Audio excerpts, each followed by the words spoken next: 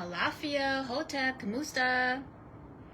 Welcome to the Mind of Ro page. I am Oba Jaguna, Reinha das Caveras. I am the Queen of Skulls.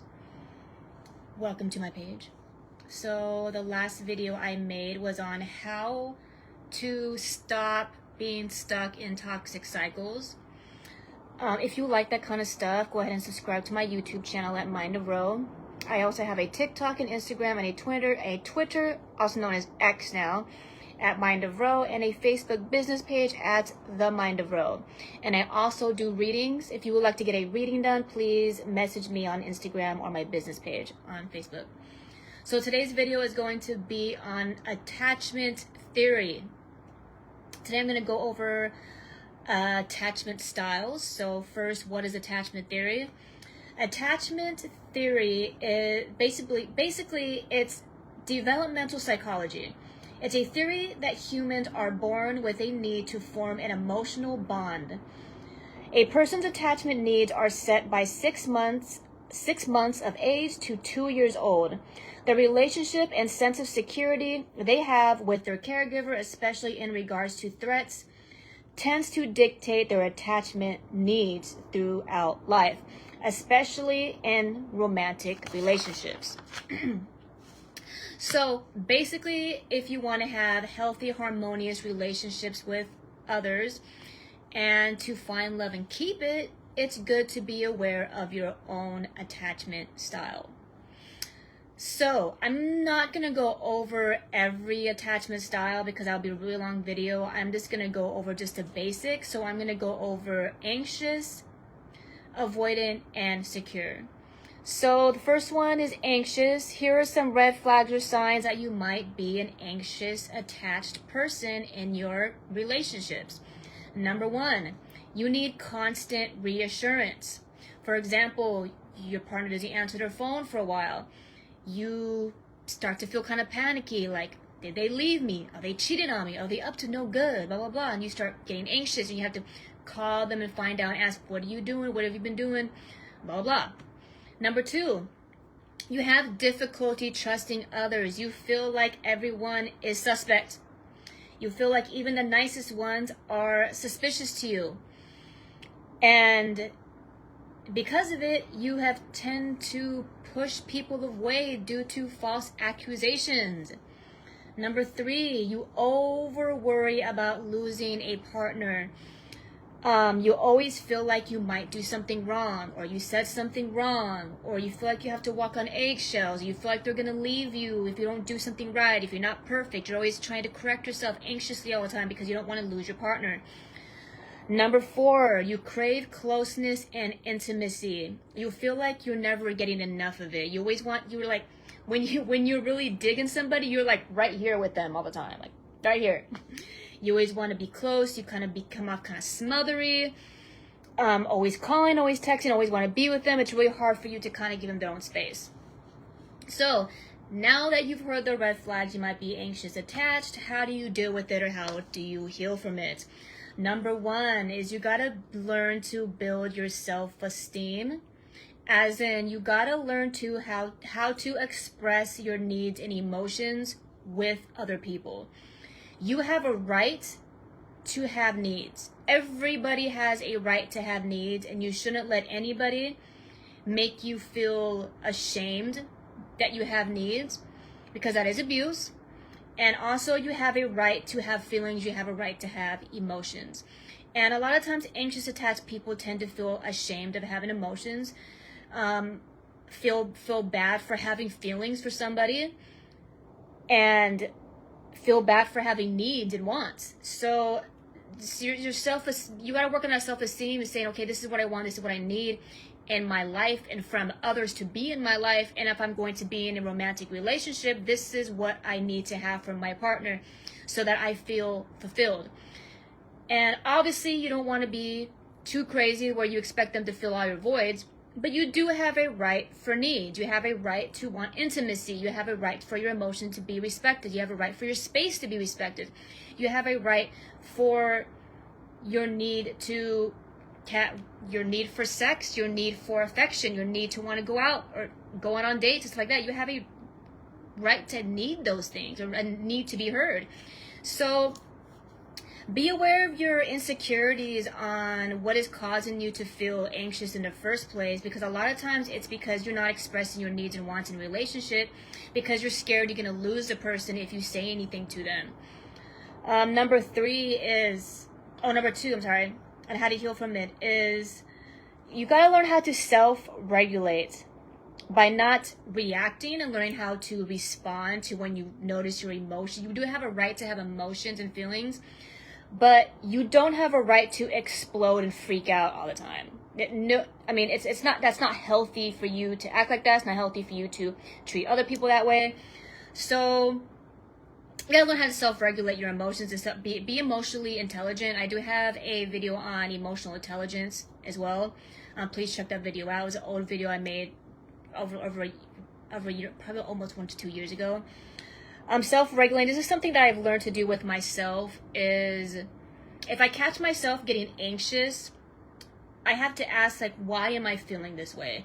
Why am I feeling like I'm going to lose this person? Or why am I feeling like I want to cry all of a sudden? Or why am I feeling like I want to get angry and upset and yell and stuff like that?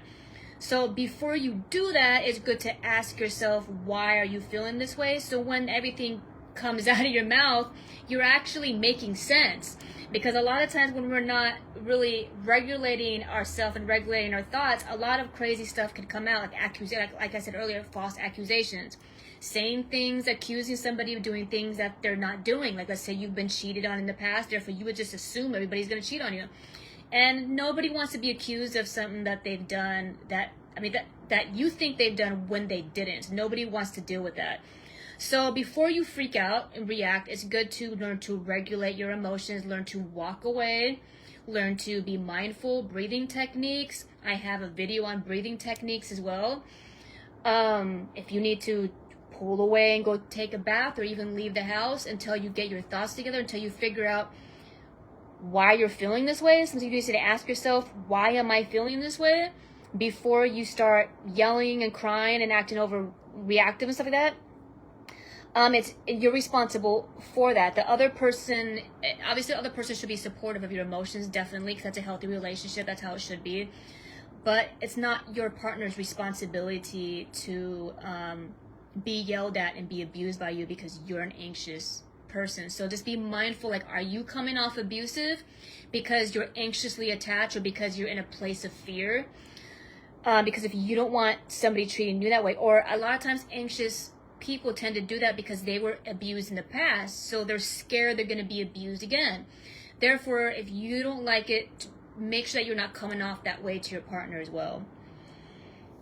Number 3 is, attachment needs are set such a young age. You gotta stop giving yourself a hard time. Especially if this is the first time you're hearing about this concept and you're just now beginning your process of learning what your attachment habits are, then you're obviously not going to change overnight. You're not going to change just because you just watched this video, for example, or just because you've just been working on it or just read about it or whatever. It takes a while. It could take years to heal from your attachment, any bad habits and attachment that you have. So you gotta give yourself, stop giving yourself a hard time. Don't expect you to be perfect, all the time. I mean, you obviously should be working on it, since if you're watching this, you should be aware of it now, that you are behaving this way, that you are reacting this way towards your partners. But the best way to really deal with it is really, you can't do it by yourself. I mean, I've been working on my own personal attachment issues for over a year now, and it's good to get therapy. It's good to talk to a psychologist, maybe even a priest or a priestess, or talk to somebody who is a secure attached person who does not have those habits, and you can learn from that person. Like, ask them, how do you deal with your partner leaving all day long and not texting you back when they're at work, knowing they're at work, but yet you still feel anxious and feel like they're lying to you? How do you deal with not blowing up, or how do you deal with not attaching to being too clingy with your partner when you are with them?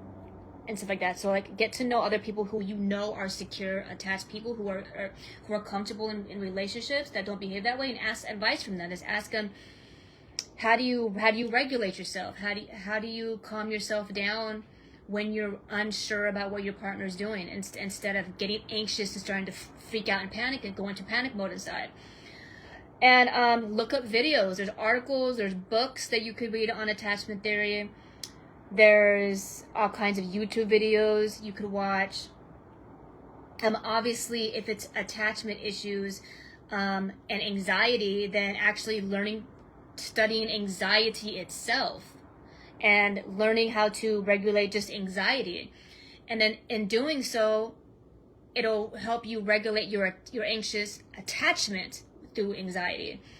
So you basically have to learn to study yourself, and you gotta be mindful of how you're acting, and go back to that video that I made yesterday about how to stop being stuck in a toxic cycle. Because if you're anxiously attached, that's a toxic cycle that you're doing over and over and over again. And a lot of times you ruin relationships by doing that, because the other person can't handle the anxiety, and you freaking out all the time and always wondering things, and getting on nerves all the time. It can make another person feel very uneasy about it. You're not necessarily wrong for feeling that way. You just lacked love growing up. You just didn't get the security that you deserved as a child. And it's good to recognize that and say, hey, I deserved it and I didn't get it. And now you do deserve it. But it's time to learn to regulate that anxiety so that you're not pushing healthy relationships away from you. And we need to take accountability that when we're doing stuff like that, it is our responsibility to stop pushing people away, because that is what causes toxic cycles in relationships. And if you're habitually doing it, you'll notice relationships aren't lasting long because they say you're clingy, for example. That's a number one red flag. It is you, and we need to take accountability for it. We cannot always blame our partner. And so the first step to healing from our attachment is taking ownership of how we attach to other people. And what do we need to do to regulate that so that we can have healthy relationships with people and be able to hold on to people and not allow that relationship to end in turmoil and adding more trauma and PTSD to our system that we already have due to our attachment issues. So another common attachment habit or attachment cycle is avoidant, which is the opposite of anxious attachment. So here's some signs you might be an avoidant. Number one is you tend to suppress your emotions. If you feel a type of way about somebody, you tend to find a way to it's the opposite of anxious, but you tend to regulate your emotions to the point to where you don't want to show any. Like if oh, I have feelings for this person, but I don't want to have too many feelings for this person, so I'm just going to kind of try to numb myself because I want to protect myself to make sure that person doesn't hurt me. So I'm just going to act like I don't have any emotions and act kind of neutral. Also, just not expressing your emotions to a person, not even being able to have the confidence to say, yo, I really like you. Or not being able to have the confidence to say, hey, I'm really butthurt over what you did the other day, and I don't want to feel this way, and you hurt my feelings. A lot of times avoidants are too prideful to admit that they get hurt sometimes due to other people's actions, because they don't want to be perceived as weak. They want to be perceived as very secure people. And to be honest with you, for those of you who are single out here, the majority of people who are out in the dating field right now are avoidants. The high majority of them, not all of them, a good high majority of them, the numbers are technically, most of them are avoidants. The reason why they are is because they tend to go through breakups a lot faster because they're an avoidant. They emotionally pull away. And it's easy for them to get back in relationships as well because they're so avoidant of their emotions that they could get over a breakup like that, like boom, like whatever, and then just move on to the next, like it never even fazed them at all. So for those of you who are single and you're wondering what's going on with the dating pool, it is because a lot of them are avoidant. So it's good not to only be aware of your attachment styles, but to be aware of other people's attachment styles when you meet them, so you know what you're dealing with. And not only in regards to romance, but just everybody. Like knowing like what attachment style your siblings might be, so when they talk to you, you know how to respond to them and you know why they're doing it, so that you're not taking it personal. Like let's say for example, if you had a very emotionally distant parent, then therefore, and you're aware of what avoidant attachment is, now that you know what it is, you can be aware like, oh, well, she's just acting like that because she's an avoidant. And then it's easier for you not to take it personal and make it about you, now that you know what their attachment issues are and where they got it from. They got it from their parents, and their parents, so on. So another sign you could be an avoidant, number 2, is you tend to even restrict others' emotions. As in, when a person gets really emotionally involved, and you could feel a person, like let's say you've been dating somebody for a while, and you notice that they're getting like emotionally attached to you, or if they show emotions in general, like if someone's like, hey, I had a really bad day, can I talk to you? Like, oh, this person at work is making me mad, blah blah. Avoidants can't handle that. Because avoidants aren't in tune with their own emotions, they tend to get very overwhelmed when they see another person being emotional or coming to them with emotions. They're not exactly the most comforting people. They're like, I can't deal with it when you're done with the emotions and come to me when they tend to push away, like, I don't want to deal with it. And they also tend to have a way of, as soon as somebody gets attached, they have a way to kind of shut that attachment down, like saying things to them to make that person not like them anymore, as in putting them in a really weird headspace or emotional space. Like, I want to see you, but I don't want to be with you. Like, but they won't say it, and as soon as somebody gets attached, they'll be like, they'll say something to kind of get that person to emotionally pull away somehow, because they know that it'll kind of bother them, because they don't, every time they feel like that emotional somebody getting closer, like it bothers avoidance, like they're like, oh, cooties or closeness, get away from me. That's a sign you could be an avoidant. Number 3 is lack of affection. You don't like to cuddle a lot. You're really weird about, like, if you ever go to like reunions or like go out with coworkers or to a random person, a friend of a friend's house, and everyone's hugging, and they're like, oh, hug, and then you're like, don't touch me, or don't hug me, or you're just like, yeah, those are avoidants. A lot of avoidants don't like to be touched. They don't want to be cuddled. Like, have you ever met a partner where you try to cuddle them, like you're on the couch cuddling, and they're like, okay, I had enough. Or at nighttime, y'all fall asleep, like finding a reason to pull away, like, I don't want to cuddle with you. Like, those are avoidants. Avoidants don't like closeness. They don't like affection. They're like, they just want their own space, and their space bubble tends to be pretty big. That also means, because their space bubble is big, they tend to be ones that are really great at being alone all the time. So there's nothing wrong with being in relationships or being alone. So anxious attached people tend to always be in relationships. Avoidants tend to never be in relationships.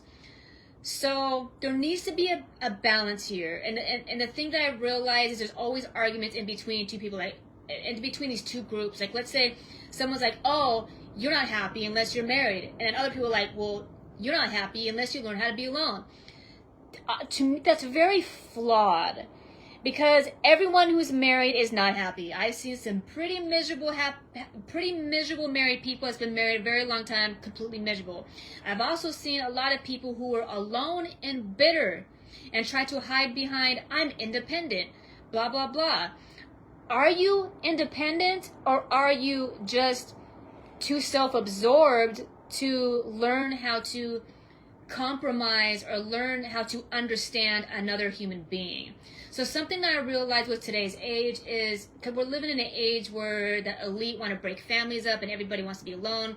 Everybody wants to be a one-man island, because if you break up the family unit, you break up, you have no unity, then you really have nothing. Then you really can't fight for a whole lot when it comes to for rights and all and stuff like that, and standing up against the elite and the greediness of the world.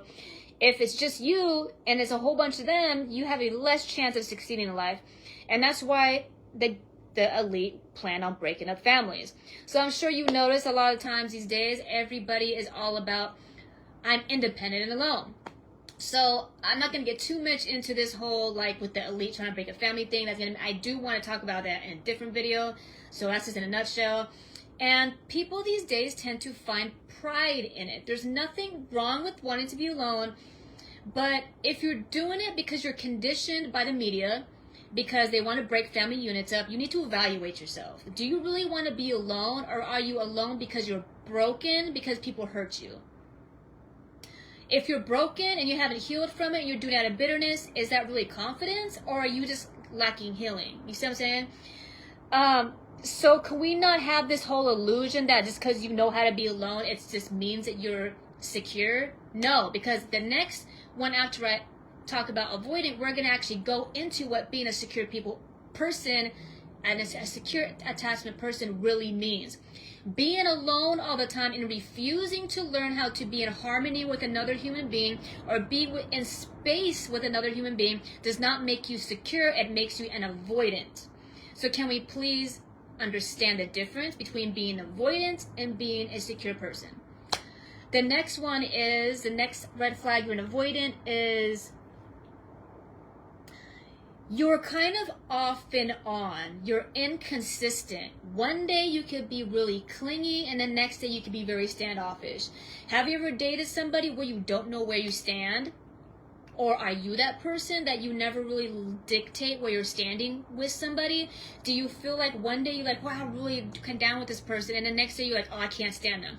And then once you're alone for a little bit, you're like, okay, maybe I'm tripping. Maybe I really do like them. And then you go hit them up again, and all of a sudden you're emotionally available. Or have you had somebody do that to you with, like, they act one day, they're like really down for you one day, and you're like, wow, I think this is going really good. And all of a sudden they ghost you and disappear for like a whole week.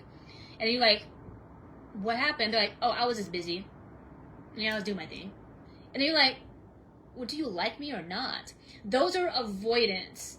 That's a red flag. You are an avoidant, or you're dealing with an avoidant. They don't know how they feel, whether they're with you or whether they're away from you. They're very confused. And the reason why is because they're not in tune with their emotions. They're not being real about how they feel because they don't like to feel emotions.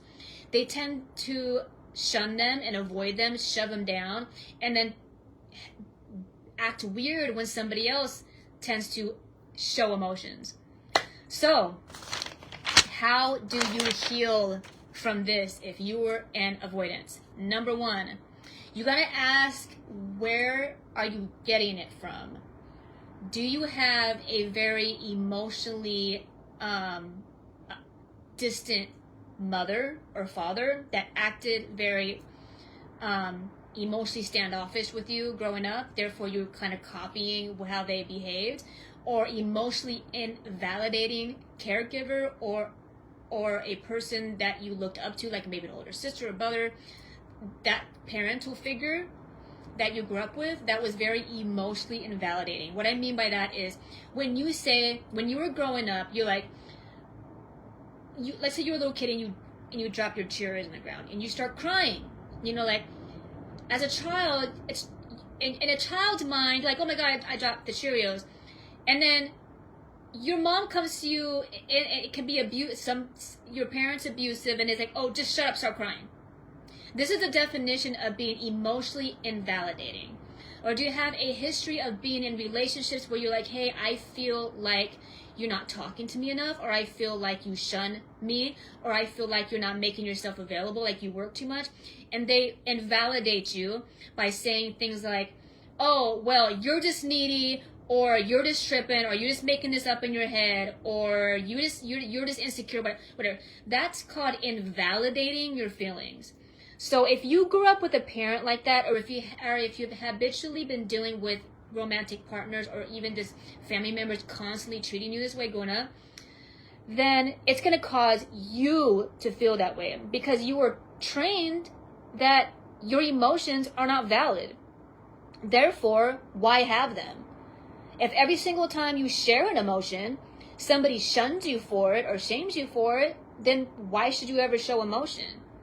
And you've learned through time that if I don't show any emotions, I tend to get along with people more. They don't put me down and attack me for having emotions. So it becomes a habit to be emotionally numb. Number two, how do you heal from it is you gotta like really reach at this. Doing things like this can be very hard to heal from. All attachment, not attachment theory, all attachment needs that are not healthy can be very hard to heal from. And you need to talk to somebody. If this is an issue for you and you're like, I don't know how to stop doing this, or why I feel so, get away from me, then you gotta talk to somebody. Like, talk to a therapist, go get some healing. I am a healer myself, and I've dealt with it myself. I have a personal history of being an avoidant / a little bit anxiety, more avoidant than anxiety. I tend to start out, in the past, I tend to start to be anxious, and then later on I turn into long in the relationship as an avoidant, and then I go through breakups. In the past, I've had that issue. So I've done a lot of healing with myself. So if you need any help or support, it's good to talk to people who's been through it and healed from it, or people who are currently secure attached people who aren't scared of love, and people who don't cling on to it either. So if you feel like you know somebody in your life who behaves this way, then ask for support. Ask them how they do it. Get help. Talk to somebody. Talk to somebody who's like a relationship counselor. Talk to somebody who a priest or priest. I'm a priestess. I practice Ifa and I practice Kimbanda. And I do help people with emotional attachment. I have like a whole series on my YouTube about emotions, because whether you're anxious attached or whether you're avoidant attached, these are all issues with emotions. With anxious, your emotions are like, with avoidant, they're hiding somewhere. Extremes, one or the other. None of them are healthy. None of them is better than the other. They're both not good. So, but yet for some reason we convince ourselves like, oh, I'm better than avoidant because I love really hard. I'm better than anxious because I don't need to have other people in my life. Like, both of these ideas are toxic. None of them is better than the other. Both of them need to be healed. Okay? Be mindful of that. So the best way to heal is understand that this is an issue, whether you're anxious or whether you are an avoidant. It is an issue and it's not healthy. And you need to look at yourself and don't look at other people. Don't think you should be like anybody else. Or don't shun other people's attachment issues, because everybody has some kind of attachment issues. Nothing is better than the other. Unless you are a secure person in relationships, then obviously that's the good part. So we got to own that. We got to understand, like, this is my attachment issue and I need to heal that. So if you know you're one or the other, own it and say, I got to work on it. And it takes you to work on it. You got to learn how to respond to people differently, other than the habitual way you've been doing it for so many years. Another one is when it comes to avoidance, because avoiders tend to avoid their feelings. The best way to be able to heal from that is obviously the opposite, is learn how to express your feelings. If you are like, hey, I really want to be with you, then say that. Don't pretend you don't want to be with them because you're scared you're going to get hurt. You're confusing the other person. If you really don't want to be with the person, but you're pretending to be with them or wanting to be with them because you don't want to hurt their feelings, or because you want to selfishly get something out of them, whether it's some sex, whether it's money, whether it's food, a roof over your head, then that's you being avoidant. Be honest about how you feel. Just be real. Say either I like you or I don't like you. And then follow through with it. Don't say one thing, then do the opposite. Then that's the habit of avoidance, is not practicing what you preach. Being at two different places, on and off and back and forth and stuff like that. So the best way to heal is like, be real. Just like an anxious attachment, you gotta be real about how you feel. If you're hurt, then say you're hurt. If you're like, if you feel like they're gonna shun your feelings because you're hurt, then you need to hold that person accountable. It doesn't mean you need to disown your feelings because that person can't handle feelings. That's not your problem. As an avoidant, I have been one in the past, we need to be aware of how to share our feelings. So if you feel a type of way, then say it. Don't be scared. Like, well, if I say it, then and they don't agree with me, it's gonna hurt me. Who cares? At least you're being real. At least you said it, and you got everything out in the front. Like, let it be. You know, you gotta be confident. Work on your confidence levels. Because if you don't, you're gonna keep habitually being in a toxic cycle over and over and over again.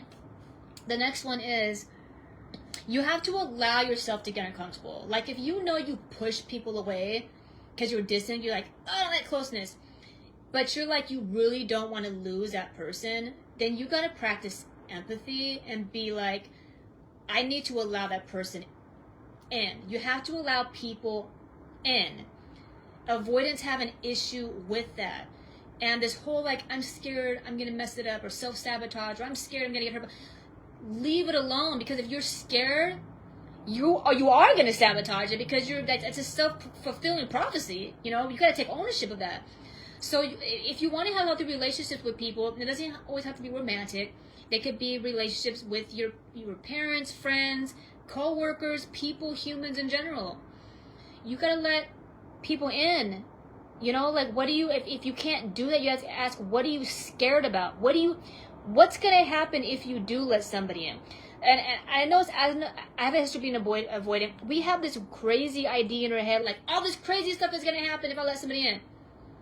Have you ever, like, really wrote down your thoughts and realized how stupid our fears really are?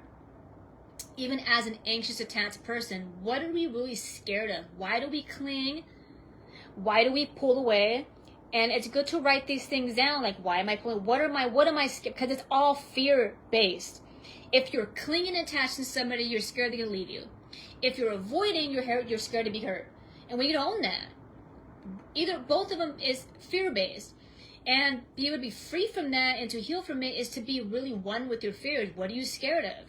Are you scared that person's going to cheat on you, and that's why you cling and always want to watch over them and look to their phone? Are you scared that they're going to see vulnerability in you and weaknesses in you, and that's why you don't allow people in? You don't want people to know that you're not perfect and that you're not as secure as you make it seem in the world. A lot of us will make it seem like we're completely secure in ourselves, but in the inside we're not. So is that why you don't let people in? Because, like, if I let this person in, they're going to see all my crap in here, and I don't want them to see that. So is that what you're scared of? A lot of avoidance, that's usually what it is when it comes to avoidance. While when it comes to attachment, anxious attachment, attached people tend to not fear being vulnerable. They just fear of being left, abused, lied to, stuff like that. So, but at the end of the day, understand that this is all extremes of both worlds. You could be a little bit of both. You could be a little bit of anxious, secure, avoidant, secure. Everything is at different levels, so everything's not black and white. So no, just because you're an anxious, attached person, it doesn't mean you also don't ever act like an avoidant. You know, just know that every single person is different. But it's also good to be able to be aware of who you're dating or who you are subconsciously attracted to. First, you got to know who you are. So it's actually very common for anxious and avoidance to be attracted to each other. And that's called the anxious avoidant trap. This is when an anxious person is like, I want to be with you, I want to be with you. And then the avoidant is like, I want to be with you too. And then when the avoidant is like, I don't know if I want to be with you, and they walk away, and the anxious is like, oh my God, don't leave me. And they're like, okay, I'll stay. Wait a second, I don't know, I'm gonna leave. Don't leave me. That's called the anxious avoidant attachment game. And then once the anxious person is like, you know what, I'm tired of your crap, I'm gonna leave. No, don't leave me, come back. And then it starts all over again. Have you ever been through that? Oh, it drives you crazy, doesn't it? This is called the avoidant anxious attachment. Chaotic circle, toxic circle, cycle, and you're like, oh my God, how do I get out of it? It could drive you insane. So the best way to understand this is know which end are you at. Are you the anxious? Are you the avoidant? And how do you stop the cycle? It starts with you. And a lot of times when you're one or the other, you want to change the other person. Anxious like, love me. And the avoidant is like, give me space. You're not going to change the other person. The only thing you could do is change yourself. and learn how to be in the middle. Learn how to be secure and be centered in the middle. It doesn't mean to always give in to the person. If you're an avoidant, it doesn't mean you have to allow somebody to smother you all the time and you never get space. That's not what that means. If you're an anxious person, it doesn't mean you have to always be alone all the time and only see them when they say it's okay to see them because you have to appease them all the time. None of that is healthy. We got to learn how to be centered in the middle somewhere, because that's where you find security. If understanding, swinging on one end or the other, both are toxic. It doesn't matter which one you are. It's not good for anybody. It's not good for any party involved. So here are some signs that you could be a secure attached person. Number one is you're comfortable with commitment. So anxious people tend to want to commit to everybody. As soon as they meet somebody, they're like, oh, I'm so in love with you, and I just met you, let's get married. Anxious people, opposite. They can't stand being committed. They hate being in relationships. They're the last person to get married. They're like, marriage, ugh, it's overrated. When you're a secure person, you are not scared of commitment. But you're also not desperate for it either. That's a sign you're secure. You're okay with being alone, but you're also okay with being intimate and very close with somebody and having somebody in your space. You could do one or the other. Number two is it's easy for you to be able to communicate your feelings and where you stand easily. It's easy for you to say, hey, that hurt. Please don't do that. Or I don't like that. It's easy for you to say, hey, like, I really like you. Or it's really easy for you to say, yo, I don't like you. And it's also easy for you to say where you stand at. It's easy for you to say, hey, I don't want to be with you. Or it's easy for you to say, hey, I really want to be committed to you. I really want to make this blossom with you. Or even if it's friends, it's easy for you to just be upfront and say, hey, this friendship ain't working. You're not good for my peace. It's also easy for a lot of secure people to say, hey, I just met you at this bar today and I just realized we have a lot in common. Could we just be friends? Like, you're cool, man. Like, let's kick it, or let's, keep in touch, whatever, instead of that fear, like, oh, I'm scared they're not going to like me, or I'm scared I'm going to embarrass myself and they're not going to like me. You know what I'm saying? Like, secure people don't worry about that. Secure people, like, they're perfectly fine, and they understand that even if they were shut down, they're, like, okay with it. Secure people are okay with either or. And expressing those. You're never going to wonder where you stand with a secure person. You're never going to wonder, like, is this going anywhere? Are we in a relationship? Are we together or are we not? You never have to worry about that when you're with a secure person. You know exactly where you stand. And when you are a secure person, you're very clear about where you stand with somebody. You let somebody know, this is where I want to be. This is where I'm at now with you. This is where I want to be in the future. Secure people know what they want. They know what they're looking for, and they know what they're tolerant of, and they know what they're not tolerant of. And so, the next one is you're comfortable with intimacy. Secure people are totally fine with cuddling. Secure people don't need to attach all the time. They're not going to blow your phone up. But they're also not going to ghost you for days, and then you're like, and then not even tell you where they're at. Secure people, like if you call them, they'll tell you like, oh, out the store. Or a secure person will be consistent with communication, which is a sign of consistency and intimacy. They're very okay with being open about what's going on within them. They're not scared to say, hey, I need to work on this within myself. Can you support me? They're also okay with helping you and offering you security within yourself. Like if you need to work on something, they're okay with that. Like they're not going to get like, oh, I can't work without you. That's too much. Secure people don't like that. Secure people understand that everybody has their flaws and everybody has their gifts and everybody's somewhere in between. Everybody's at their own level, and secure people are okay with that, and they're very supportive of it, whatever you're going through. They're also very okay with intimacy. Secure people are okay with hugging, like going to an event. If a random stranger at the event hugs you and you're a secure person, it's not going to bother you. Like, oh, okay, cool, whatever. Let's hug, yay. It's not a big deal. Intimacy is not a fear, is not a fear mongering or not a standoffish situation for secure people. So the next one is secure people set healthy boundaries. They're not like anxious people where they kind of just allow people to take over their life and walk all over them and stuff. They're different than that. They're good at boundaries, but they also don't over boundary people, which is like avoidants tend to set over boundaries, and they're very, very little too strict on boundaries. They're healthy with it. They're like, hey, I don't like that. Don't come to my house acting crazy and drunk in the middle of the night, coming out to my house after going to the bar. Don't do that. I'm not okay with it. They're not scared to say, hey, this is my boundary. They're not scared to lose somebody. They're not scared that someone's going to leave them because they set a boundary. They're very secure in themselves and knowing they know, secure people know what they deserve and what they don't deserve. Now that I've done a whole lot of work on myself, I have entered the secure realm. So I've learned with myself is we have to learn what we want and what we don't want. What are our limits and what are not our limits? What are we willing to deal with and work with? What are we not willing to work with? What are we not willing to deal with? And we're real with that.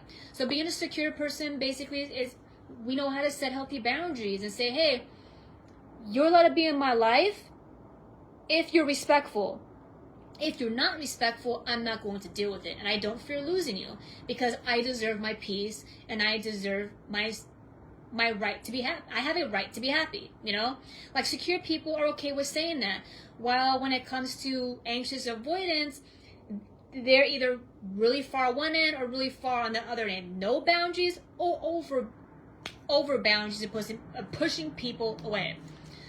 So if this sounds like you, yay, good for you, you're a secure person. Or if you are with a person who behaves this way, you are a lucky person to be with a secure person because they're the greatest ones to be with. If you're not a secure person, do not be hard on yourself. If you have a little bit of this, a little bit of that, that's normal too. You know, if you feel like you have like some of it and some of it not in one section, then welcome to the club. We all have a little bit of everything. You know, none of us is perfect, but blessed you if you're a secure person and with a secure person.